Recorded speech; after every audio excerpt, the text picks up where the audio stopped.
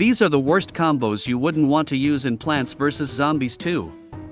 While many YouTubers are talking about powerful combos in strong plants, today I'm going to show you the worst or the dumbest combos that you can use. I posted a community post about this, so you can participate. But before we get started, please consider clicking that subscribe button. It's free, and it helps me a lot. There are plenty of tough zombies in the game, like the Brickhead Zombie or the Buckethead Zombie. One of the best counters for those zombies is Shrinking Violet. Shrinking Violet can lower their toughness by 50%. Now, one plant that comes to mind is the Hypnoshroom. So, if Shrinking Violet shrinks the zombie and the Hypnoshroom hypnotizes it, we get a bad combo. You could just use a single Hypnoshroom, and the job would be done. It's like when you hypnotize a basic zombie, it makes Shrinking Violet useless. This is one of the dumbest combos I've made. I'd rate it a solid 2 out of 10, because at least the Hypnoshroom still works. I know most of you are familiar with this next combo. It's a popular one from the original Plants vs Zombies, the Snowpee and Torchwood combo. If you didn't know, when Snowpee's icy peas pass through Torchwood, they turn into regular peas. So, you place the Snowpee here and the Torchwood in front of it, and you end up with a regular Peashooter. If we do the math, Snowpee costs 150 suns and Torchwood costs 175 suns. So, together that's 325 suns for just one regular Peashooter. For that much, you could get a 3-peater instead. If you want a Peashooter that costs 325 suns, then go ahead and use this combo. I'd rate this a 3 out of 10. Next up, we've got Hypnoshroom and Pumpkin. Do you see where this is going? For Hypnoshroom to work, a zombie needs to touch it. That's where the pumpkin comes in. If you place a pumpkin on top of the Hypnoshroom, the zombie can't reach it, because it first has to eat the pumpkin. In the end, this combo isn't really bad. The pumpkin still does its job, stalling the zombie, and Hypnoshroom can still hypnotize the zombie once it finishes eating the pumpkin. Compared to the combos earlier, this one is better. So I'd rate it a 6 out of 10. Then we have the Chili Bean and Pumpkin combo. This is basically the same as the Hypnoshroom and Pumpkin combo, except you're swapping the Hypnoshroom for a Chili Bean. I'll skip explaining it in detail since it's essentially the same. Stalia can slow zombies in a 3x3 area, and she costs 0 suns. That's why I always bring her into levels. The same goes for Iceberg Lettuce. At 0 suns, you can stun zombies for 10 seconds. However, combining these two plants isn't very effective. If Stalia slows a zombie and you place Iceberg Lettuce to stun that zombie, Stalia's slow effect becomes useless. So, I don't recommend using them on the same zombie. But there is a better way to use this combo. You just need to wait for either of their effects to wear off before using the other plant. That way, you can maximize their abilities. Still, I'd rate this combo a 3 out of 10. Next, we have Fire Peashooter, or any fire plant, and Snowpee, or any ice plant. Snowpee can slow zombies in its lane, so it's really not a good idea to use Fire Peashooter alongside it. Fire Peashooter will cancel Snowpee's slow effect, making Snowpee less effective. Here's an example. Let's say an explorer zombie is walking on the lawn, and you plant a Snowpee in the lane where the explorer is walking. Normally, Snowpee would extinguish its torch, but if you also place Fire Peashooter in that lane, the torch will just reignite. They are just completely different. So I'll rate this a solid 6 out of 10. Next combo, we have the Gumnut and Snap Pea. I mentioned this combo in my previous video. We all know that Gumnut can trap zombies with gum.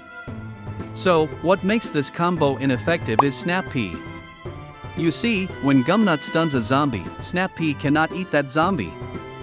I also tried planting a Chomper in front of a zombie that was trapped by the gum. Well, obviously, Chomper ate it.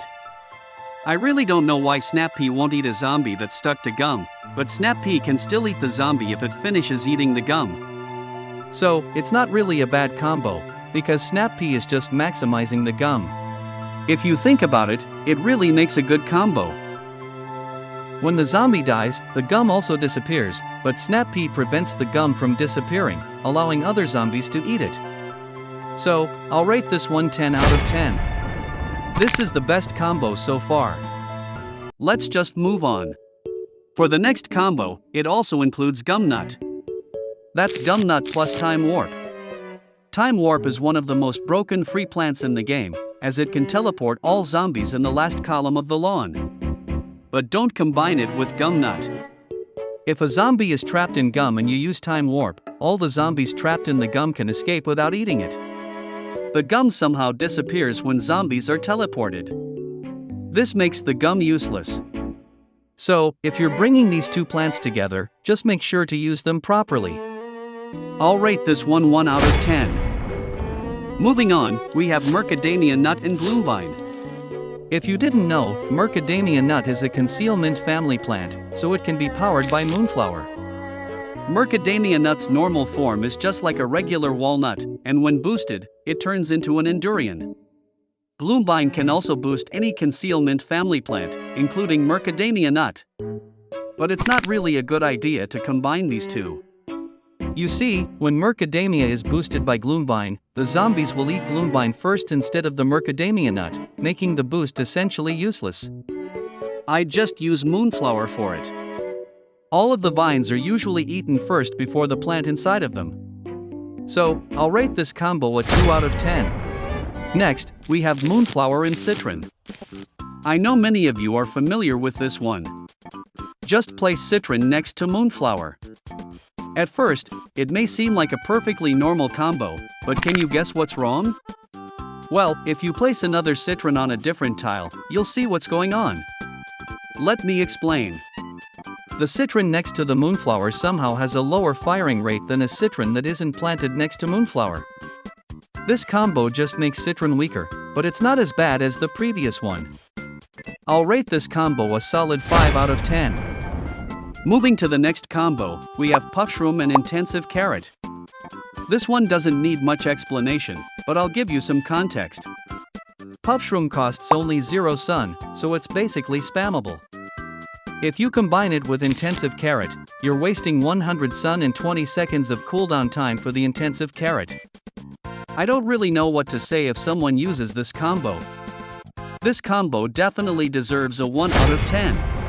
The next combo also involves Puffshroom. Well, Puffshroom's plant food effect will give all Puffshrooms the plant food effect as well. So combining it with Tile Turnip would be the worst. Simply plant 5 Puffshrooms and replant a Tile Turnip on those 5 Puffshrooms. Now, you have a non-working Tile Turnip. If you use plant food on these, it won't multiply the effect. Instead, it will just boost all the Puffshrooms as usual, and Tile Turnip won't do anything. You've just wasted the Tile Turnip. You can just dig up all the Puffshrooms and replace them with a better plant, like Citron. I'll also rate this a 1 out of 10. That's where this combo belongs. Next is the same as the previous combo, but we're replacing Puffshroom with Iceberg Lettuce. If you think this is a good idea, it's not. Just like the previous combo, where Tile Turnip didn't work, in this combo, Tile Turnip works perfectly fine. But Iceberg Lettuce isn't really suited for Tile Turnip. This is simply because Iceberg Lettuce's plant food effect can affect the entire lawn, so adding many Iceberg Lettuce plants won't do anything. It won't stack the freezing time, so it's completely useless. However, if you place a single Tile Turnip on Iceberg Lettuce with another plant on the Tile Turnip, then I'd consider it. But if it's just Iceberg Lettuce and Tile Turnip, then it's a 0 out of 10. And that is all for today's video. Thanks for watching, and see you in the next one.